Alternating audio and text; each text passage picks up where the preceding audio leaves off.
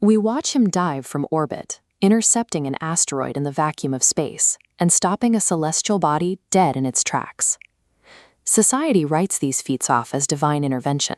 The math tells a different story. According to the strict laws of thermodynamics, every action requires a corresponding energy input, and this equation is severely broken. This wireframe maps the surface area of a human male, roughly 1.9 square meters. Calculating the maximum solar radiation striking that physical footprint, we find a massive deficit. Even at 100% absorption efficiency, the trapped solar energy barely powers a household toaster. Look at this chart. On the left, we have that tiny solar input. On the right, we track the millions of tons of kinetic thrust required to physically move a planet or achieve light-speed flight. The gap is staggering. Brute physical strength cannot explain this discrepancy.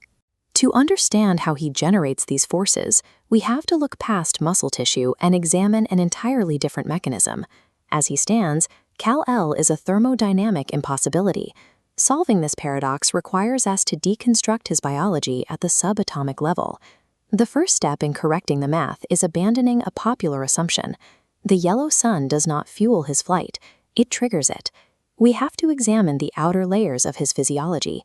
His skin operates as a highly advanced biophotonic matrix, capturing incoming photons and physically locking them into geometric subatomic structures.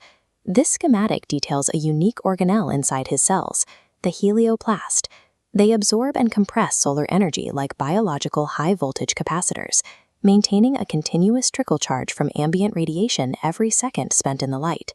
Yet, even with this incredible biological storage, the numbers still fail. A planetary-level kinetic output requires vastly more power than a biological capacitor can hold. The stored solar radiation does not provide the thrust directly. Instead, it acts as the specific catalyst required to trigger a much deeper, volatile internal reaction. Captured solar photons trigger a controlled nuclear reaction deep within his DNA, biological cold fusion. This fusion creates extreme energy density, allowing his mitochondria to tap into zero-point energy, generating millions of tons of thrust. This massive internal reactor also clears up the myth surrounding his invulnerability.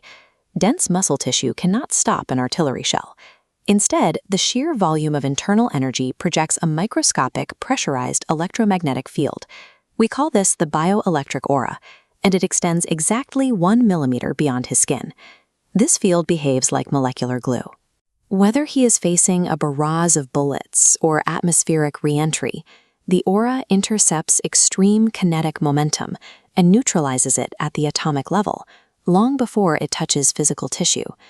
He stands in terrestrial environments, protected by an invisible, impenetrable barrier of pure physics.